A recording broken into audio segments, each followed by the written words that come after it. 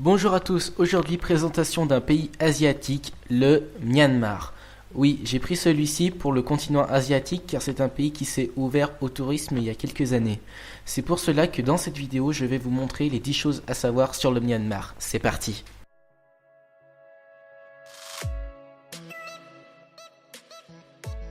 Le Myanmar est un pays situé sur le continent asiatique. Il est bordé par la Thaïlande, le Laos, la Chine, l'Inde et le Bangladesh. Le pays possède 51 419 420 habitants sur une superficie de 676 578 km². La capitale du Myanmar est Naypyidaw, anciennement Rangoon, mais à partir de 2005 c'est devenu Naypyidaw. Elle habite 1 160 242 habitants en 2014 sur une superficie de 7054 km². On dit que c'est une ville fantôme pour la raison qu'elle fait 6 fois la taille de New York pour très peu d'habitants. Les 3 plus grandes villes du Myanmar sont Rangoon, Mandalay et Naypyidaw arrivent en 3e place. Bon, bien sûr, je peux pas vous raconter toute l'histoire détaillée du Myanmar, sinon ça prendrait une très grande partie de la vidéo. Bon, pour faire court, au début, le Myanmar s'appelait la Birmanie, et d'ailleurs à ce jour on appelle encore le pays Birmanie. Ancienne colonie britannique, de 1949 à 1955, le Myanmar connaît une guerre civile entre les communistes et les chrétiens de Karen. En 1991, Aung San Suu Kyi reçoit le prix Nobel de la paix. En 1962, par un coup d'État, l'armée prend le pouvoir dans le pays. Bon, depuis 2004, le pays a mis fin à 50 ans d'hostilité, et depuis quelques années, le Myanmar s'est de plus en plus ouvert au tourisme. Le Myanmar est actuellement une république dirigée par Tin Kyo. Les partis politiques du pays sont la Ligue antifasciste pour la liberté du peuple, la Ligue nationale pour la démocratie, Parti communiste de Birmanie, Parti de l'Union de la solidarité et du développement et Union nationale Karen. Le Myanmar compte 51 419 420 habitants. 68% sont des Birmans, 9% sont des Chan, 7% sont des Karen, 4% sont des Arakanais, 3% sont des Chin, 2% sont des Indiens, 2% sont des Mon et 5% sont les autres peuples. La religion qui domine le pays est le bouddhisme.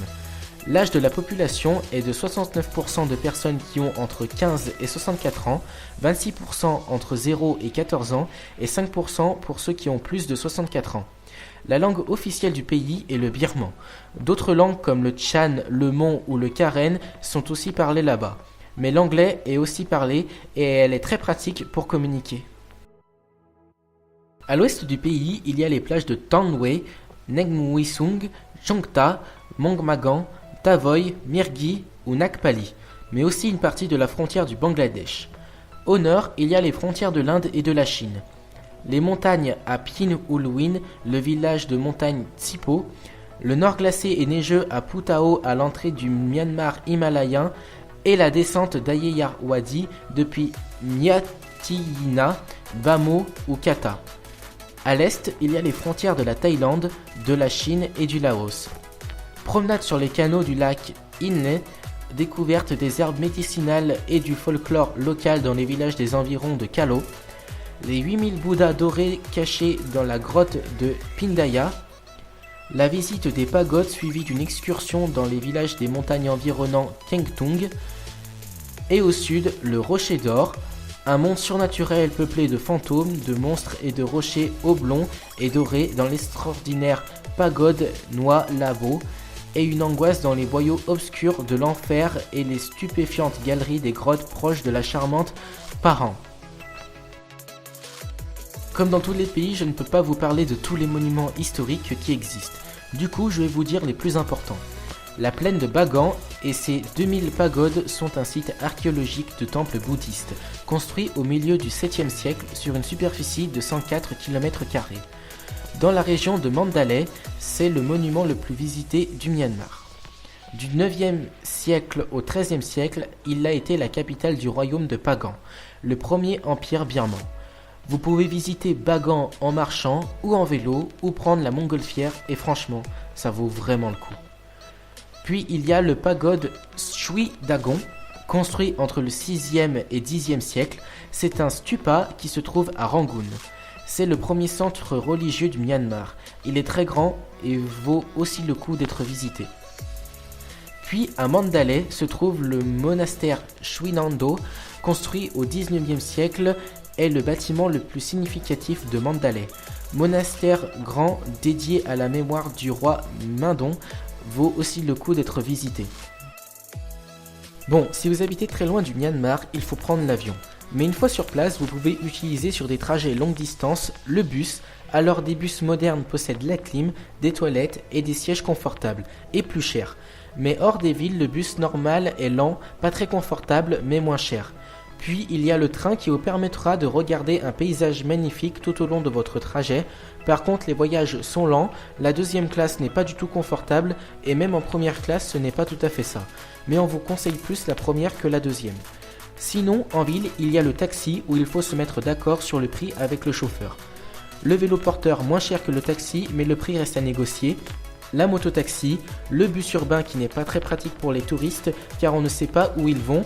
Le pick-up, même chose que pour le bus. Et la carriole à cheval qui est très agréable mais lent puis reste à discuter sur le prix. Pour la voiture, il est impensable à un touriste de conduire seul en dehors des villes, pour cause de routes non entretenues, code de la route inexistant, panneaux de signalisation uniquement en birman. Mais bon, il vous reste l'option de louer une voiture avec un chauffeur qui coûte 120 $ par jour pour les longues distances. Pour une promenade en mer, le ferry, les bateaux rapides et les croisières sont mis à votre disposition.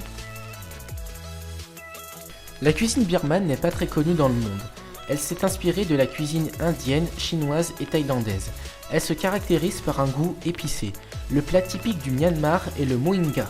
Les autres plats typiques du Myanmar sont le hon no koskui, nouilles à la sauce poulet et noix de coco, le pasun kyo, crevettes frites à l'ail, le magyui tok, salade de tamarin, et en dessert un sandwich makin, gâteau aux œufs, semolina et noix de coco.